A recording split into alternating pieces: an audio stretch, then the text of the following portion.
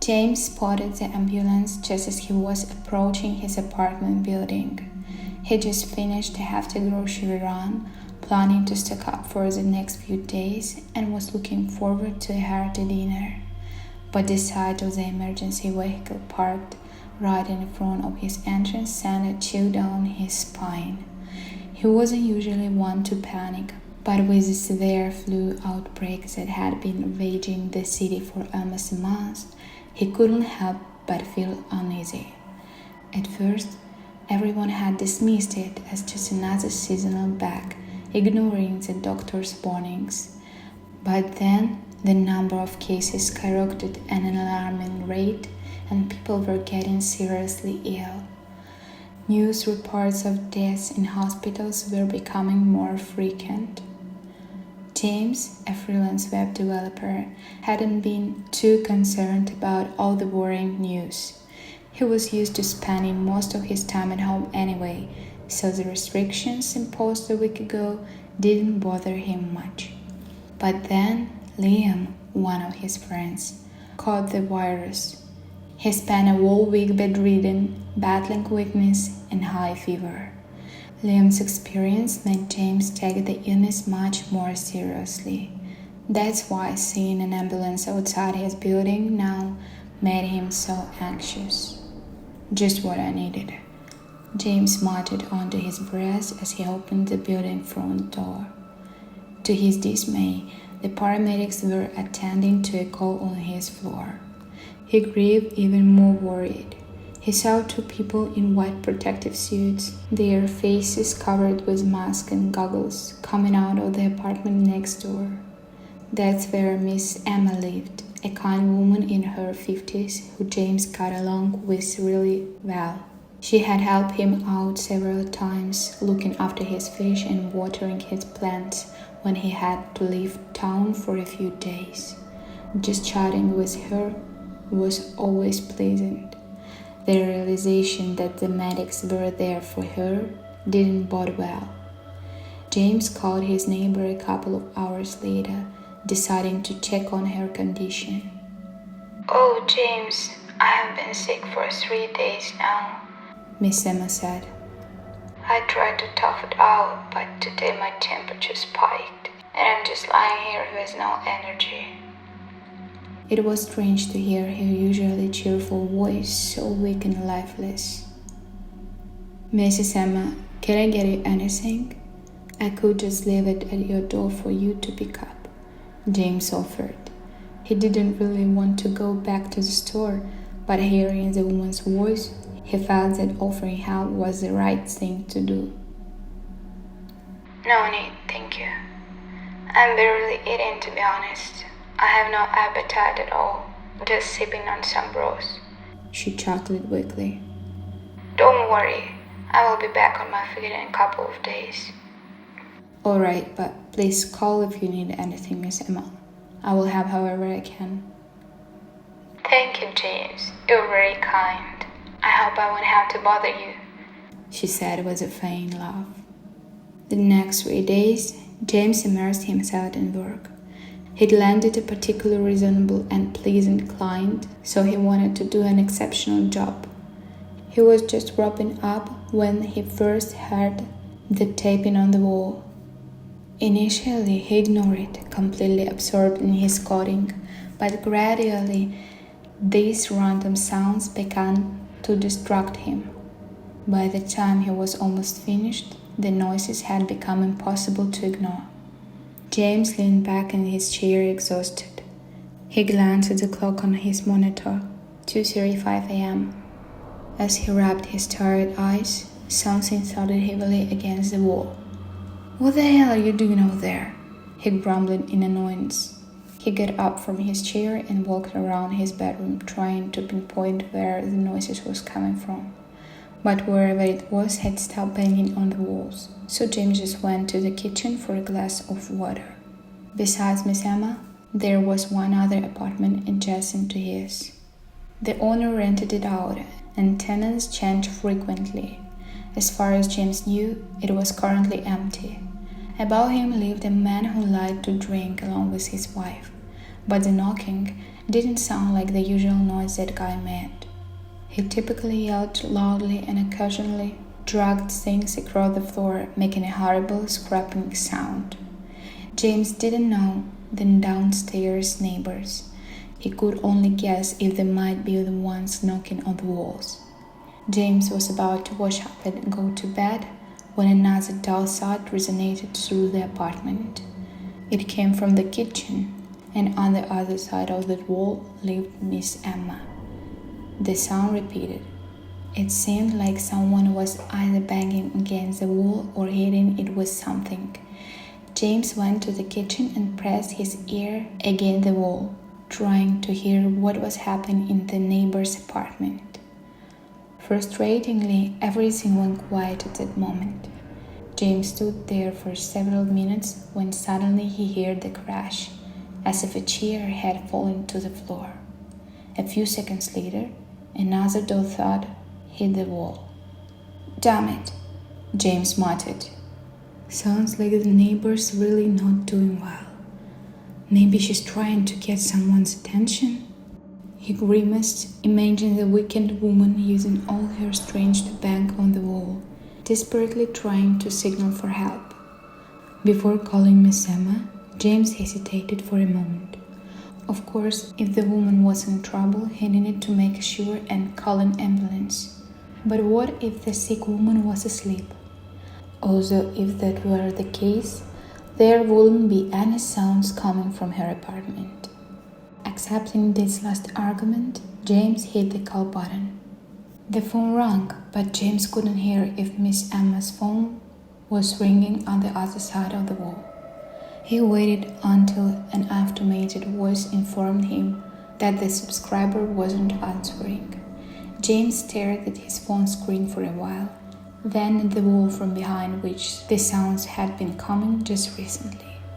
"Maybe she is asleep after all," James said, and right at the moment, something banged against the wall again. This time it seems louder. Then there was an immediate scraping sound across the floor. And then the phone rang. It was his neighbor calling back. "Hello, Miss Emma?" James answered. So the neighbor wasn't asleep after all. She might actually need help. "I heard some noise from your side. Is everything okay?" Hello, who is this? The woman's voice sounded muffled and somewhat uncertain. "It's me, James, your neighbor," James replied, a bit surprised. Had she gotten so much worse? Oh, James, hello. She now spoke a little more confidently. Did something happen? It seems like you called me. "Not exactly. There's just some noise coming from your place. I thought maybe you need some help." No, I'm just a bit tired. Can't seem to find something here. Miss Emma mumbled so quietly into the phone that James had to strain to hear anything. It was strange, of course, but who knows what the reason might be. "Oh, I see. Sorry for bothering you," James said. He felt awkward for disturbing his neighbor unnecessarily. "I just wanted to make sure everything was okay. Well, sorry again if I interrupted anything. Take care." Yes. Wait, James. Do you know where my umbrella is? James was a bit taken aback by such a question. "No, Miss Emma, I don't, sorry," he chuckled. Really? I thought maybe you saw where I put it. James, have you seen it? James frowned. The woman's voice now sounded much louder, and he no longer had to strain to make out what she was saying. However, it didn't make things any clearer. If anything, it made the situation even more confusing. "I haven't seen it, Miss Emma. And how could I have?" James replied. Indeed, how could he have observed where his neighbor puts her things? I thought it was you walking around in here. If so, you might have seen where I put it. And I can't find my purse either. the woman said, sounding confused. What do you mean me walking around in there? James didn't understand. Well, you really haven't seen where I put my things? I really need them, James. Just tell me. Don't be afraid. I won't be angry. James involuntarily moved the phone away from his ear and looked at the screen. He was still talking to his neighbor, Miss Emma, but she was saying something completely incomprehensible. James, don't be afraid. Just tell me where I put the umbrella and the purse. The neighbor continued to coax him. Her voice was excessively sweet, and for some reason, it made James feel uneasy. He remembered how his mom used to do this when she wanted to make him confess to some mischief. And now he felt about the same as he didn't back then in childhood. He didn't like it all. James, tell me. The voice sounded a bit more insistent. Out of place, James remembered how he once borrowed that umbrella from his neighbor. It was when his friend William invited him to a party. He was going down the stairs looking forward to a good time with beer and snacks. Some girls they knew were supposed to show up too. In short, the prospects were very appealing. He met Miss Emma on the second-floor landing. The woman was coming up, shaking out her dark burgundy umbrella. She was surprised to see where the young man was headed when it was raining so heavily outside. Upon learning that he was going to a friend's place, she started fretting that it was pouring buckets out there and immediately began offering him her umbrella. The guy tried to refuse, saying that his friend lived in the next building over and it wasn't far at all. Naturally, it was all in vain, and Miss Emma forced him to take the umbrella. The umbrella I borrowed that time. James mumbled aloud, somewhat forgetting that his neighbor could hear him. So I gave it to you? Miss Emma immediately exclaimed, sounding delighted. No, I mean yes, I borrowed it from you once, then returned it the next day, James quickly replied. He didn't know why he disliked the excitement in his neighbor's voice so much. Then I will come over now and you give me the umbrella, okay? Miss Emma, I already... The deal tone indicated that the neighbor had hung up. James was bewildered. The conversation had been very strange and its ending even more so. Miss Emma was clearly not well, judging by what she was saying and how. James had once read that extremely high fevers could cause all sorts of issues in people, even hallucinations. And something told him that Miss Emma might well have fallen victim to such an unpleasant occurrence. When an insistent knocking came at the door, James didn't react immediately. Apparently, the neighbor had taken the news about the possible whereabouts of the umbrella too literally, as absurd as it sounded. Oh, for crying out loud, James muttered through clenched teeth. He was quite tired from completing his work order today, and he absolutely didn't want to have long debates with someone who wasn't feeling well. But this was Miss Emma, a woman who had always helped him out, often treated him to tea and baked goods, and just couldn't brush her off. The knocking was persistent but somewhat monotonous. James, grumbling discontentedly, approached the door. It was clear that the neighbor was standing outside, having seen an opportunity to find her lost item. He looked through the people almost automatically and froze. Miss Emma was standing in front of the door, but something was clearly wrong with her. Dressed in some old robe with disheveled hair, she looked somehow wild and unsafe. It was ridiculous, but James felt a vague anxiety seeing the woman through the peephole. The neighbor was positioned so that her face was poorly visible, and this greatly unsettled the young man. That's why he stood there, unable to say anything, just observing how the woman methodically knocked on the door. At some point, she suddenly stopped and stepped back slightly. And that's when James felt like his hair was standing on end. Her face was pale and gaunt, with dark circles under her eyes. But the most terrifying thing was her mouth. Her lips were stretched in a grin, as if she was standing there, baring her teeth. This expression didn't change at all, and the woman continued to stand in the hallway like that, as if curiously examining the door. James felt his palms sweat and his heart start to beat faster in the chest. Something wasn't right here, and the young man literally froze in the place, not knowing what to do next.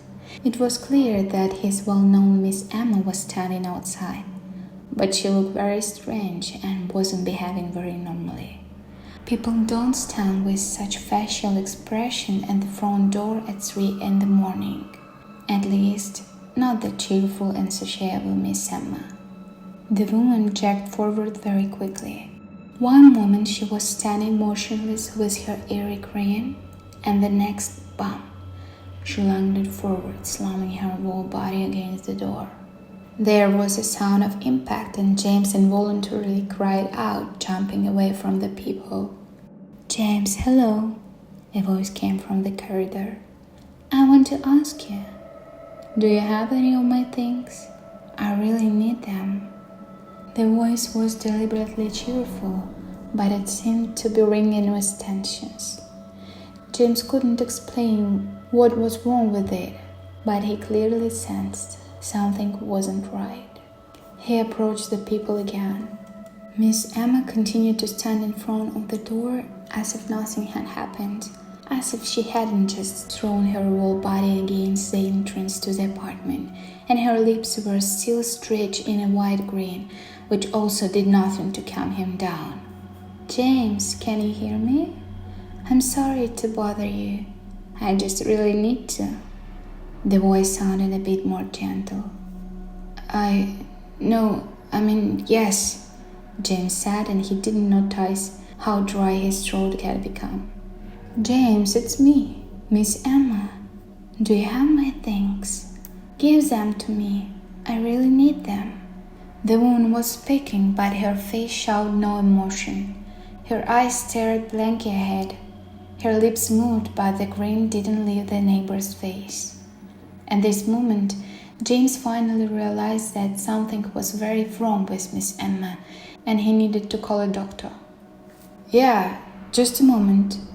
I just need to find them," James said quietly, retreating deeper into the apartment. He needed to urgently find his phone and call 911. He had managed to get to the living room when a furious scream came from outside. "You're lying!" It was followed by another strong blow to the door, which seemed to shake everything for a moment. James jumped in surprise. The neighbor was clearly pounding on the door with her fists, and she was doing it very hard and frequently. Cursing, the young man rushed to the phone.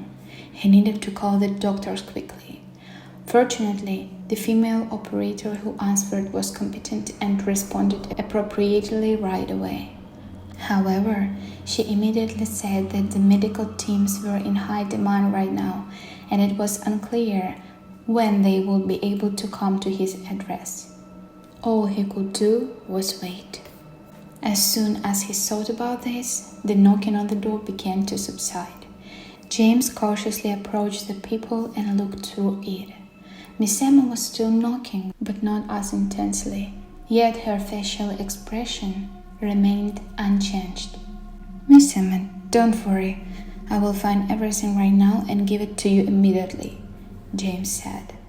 Maybe if he placated her, she would calm down and wait normally for the medical team. The woman stopped making noise as soon as he heard the young man's voice. She straightened up, looked directly into the people, and James was momentarily stunned. The woman's grin became even wider, and then she suddenly turned around and rushed down the stairs. James heard the sound of footsteps echoing loudly in the stairwell and swore profusely. In this state, she could easily get into trouble, and that was clearly unnecessary. Miss Emma had already suffered quite a bit from this illness apparently. From below came the sound of the metal door closing. Apparently, the neighbor had left the building. This was really not good. "What the hell are you doing?" James hissed angrily. At first, he thought about leaving the apartment and rushing after the woman to prevent her from harming herself somehow. But then he remembered her grin and that desire somewhat diminished. Miss Emma was clearly not in control of her actions, which meant she could be dangerous herself. The way she had been banging on the door and screaming about lost items was concerning. In the end, James decided to go out onto the balcony and at least see what else the neighbor had in mind. There was lighting in front of the entrance, and so the yellow spot of lights was the first thing James saw. A small front garden, benches, and a trash can. Miss Emma was nowhere to be seen. James peered out into the dimly lit courtyard, searching for any sign of Mrs. Peterson. "Where the hell did she go?"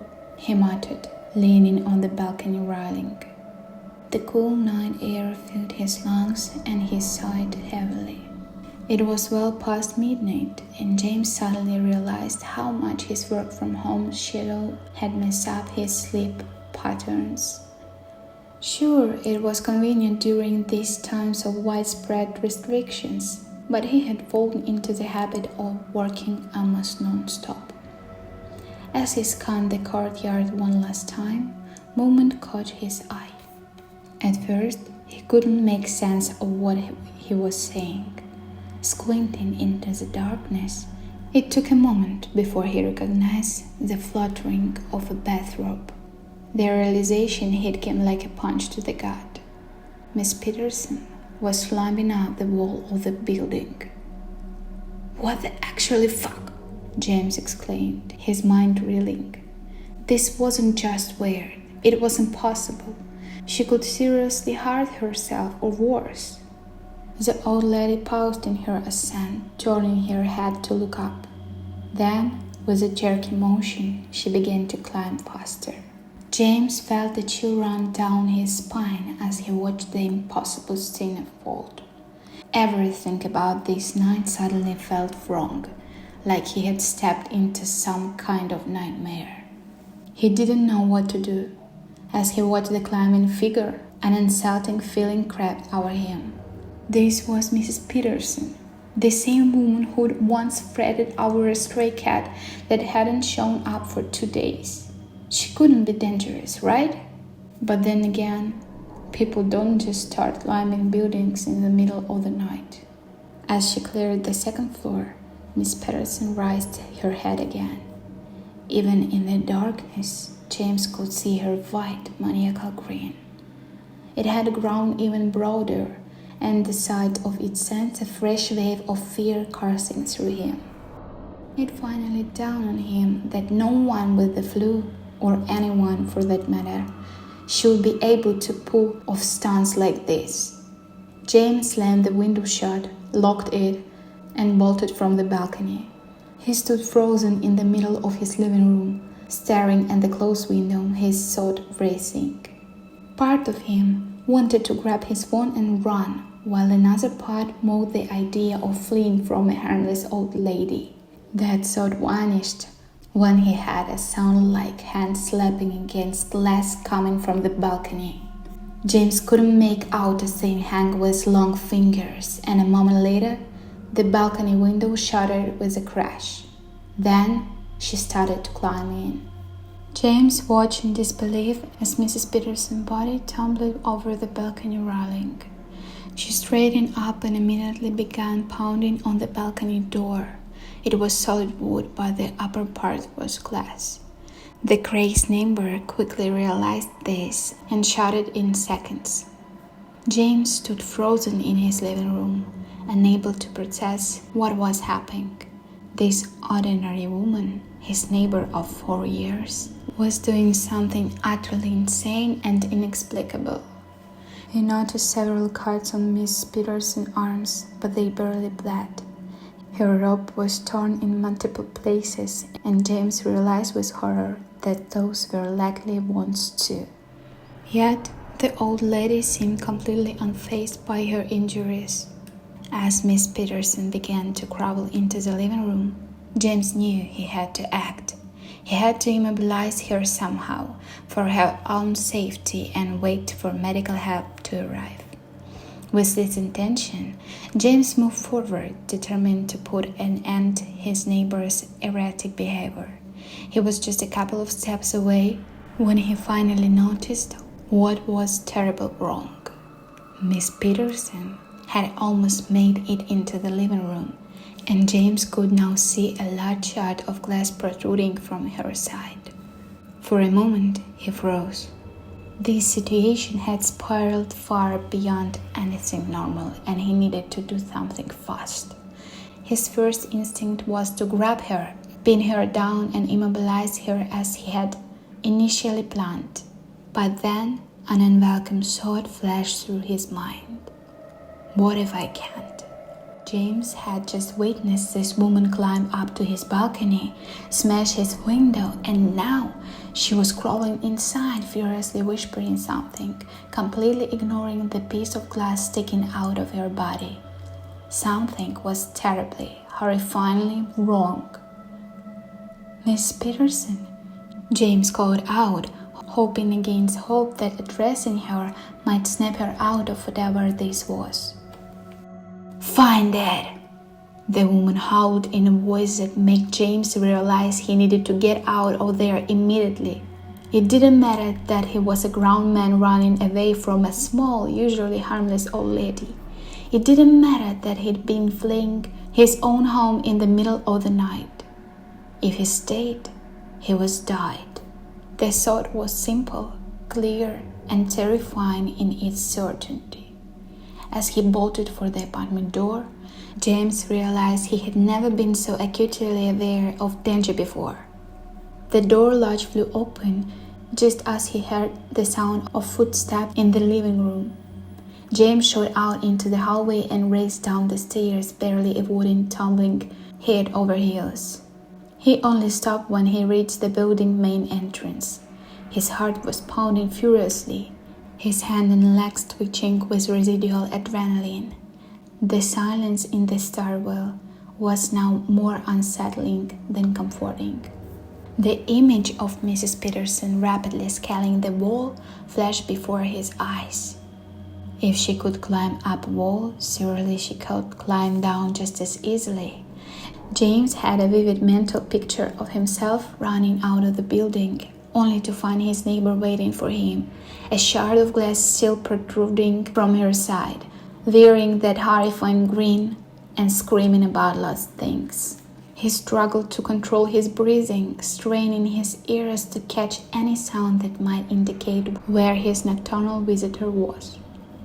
But all he could hear was his own rapid heartbeat and labored breathing. The nighttime silence of the building was almost more frightening than everything else that had happened that night. For a moment, James wondered if he had simply overworked himself into hallucination. Surely, this could not be happening in real life. This kind of thing only happened in horror movies, right? Then he remembered the terrifying shard of glass sticking out of the woman's body and her wild screams. He didn't want to go outside. His sweaty palm was pressed against the metal handle of the building main door.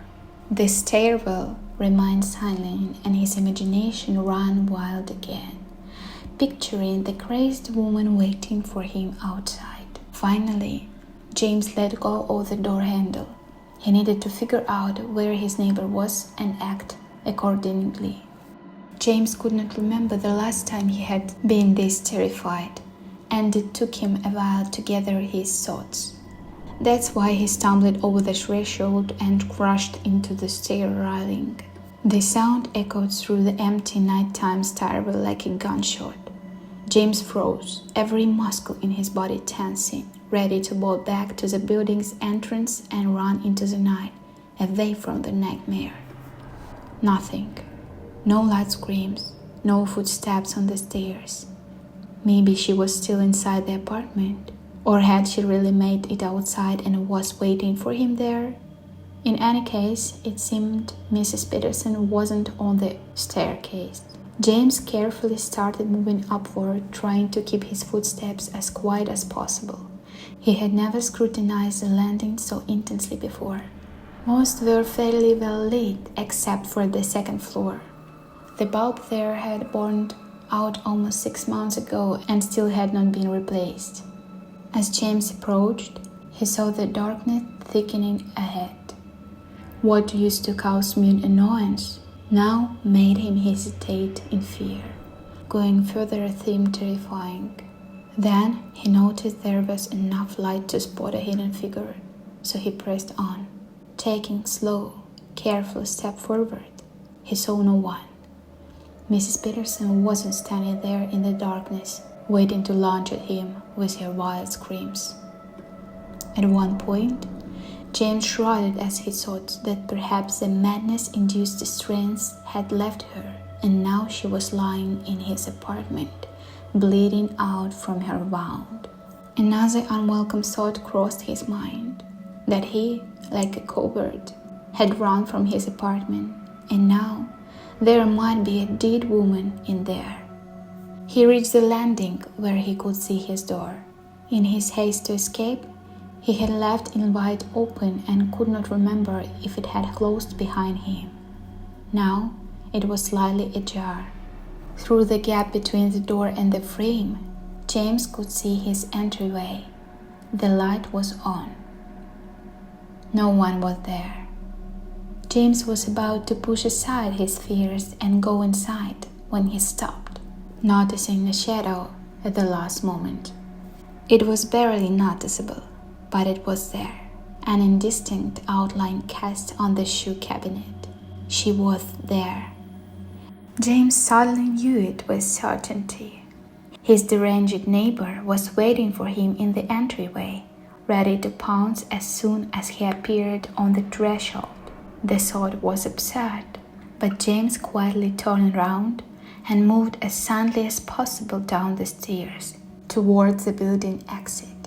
James had quit smoking back in college, but right now, he desperately needed a cigarette.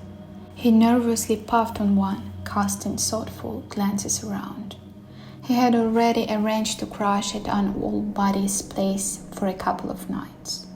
He had explained it LA as noisy renovations at a neighbor's, and his friends didn't ask too many questions, happy to have someone to watch the football game with over a few beers.